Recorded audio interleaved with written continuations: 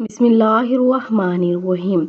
नबी करीम सल्लल्लाहु अलैहि वसल्लम के पास एक शख्स हाजिर हुआ और अर्ज़ किया कि अल्लाह के रसूल, क्या मेरे वालिदैन की नेकियों में से कोई नेकी ऐसी बाकी है कि इनकी वफ़ात के बाद मैं इनके लिए कर सकूं?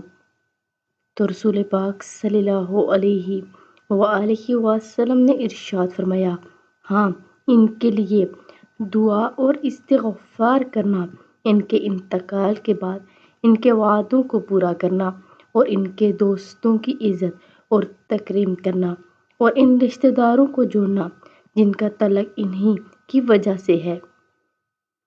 अल्लाह रब्बुल इज़्ज़त हम सब को अमल की तौफ़ीक अता फ़रमाए और जिनके वालिदैन फ़ौत हो चुके हैं उन सब की मग़फ़िरत फ़रमाए।